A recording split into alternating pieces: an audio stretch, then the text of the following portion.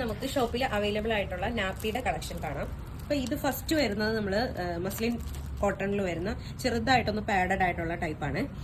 അതിന്റെ ഇത്രയും കളക്ഷൻസ് ആണ് നമ്മുടെ പ്രിന്റുകളുള്ളത്.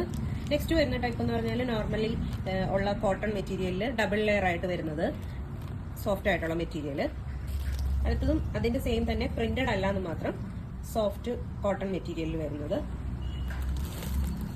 നെക്സ്റ്റ് വരുന്നത് ഇത് കുറച്ചും കൂടി പാഡഡ് ആയിട്ടുള്ള കട്ടിയുള്ള ഒരു യൂറിനൊക്കെ ഹോൾഡ് ചെയ്യാൻ പറ്റുന്ന ടൈപ്പ് നാപ്പീസ്.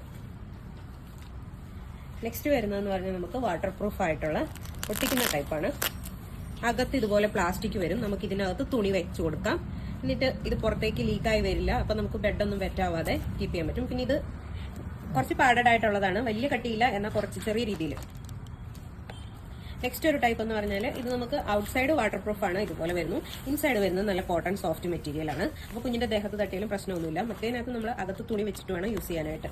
ഈ ടൈപ്പ് ഡയറക്റ്റ് ആയിട്ട് നമുക്ക് കുഞ്ഞുങ്ങൾക്ക് ഇട്ട് കൊടുക്കാം. ഇത് മെഷീൻ വാഷോ ഹാൻഡ് വാഷോ എങ്ങനെ വേണമെങ്കിലും ചെയ്യാവുന്നതാണ്. നെക്സ്റ്റ് വരുന്നത് വൈറ്റ് മോഡലാണ്. സാധാ ടൈപ്പ് വൈറ്റ്, പുറമെ ഇതുപോലെ ടെറി കോട്ടൺ ആയിട്ടിരിക്കും. അകത്ത് സോഫ്റ്റ് മെറ്റീരിയൽ ആണ് വരുന്നത്. പ്ലെയിൻ മെറ്റീരിയലിൽ വരുന്ന വൈറ്റ് ടൈപ്പ്.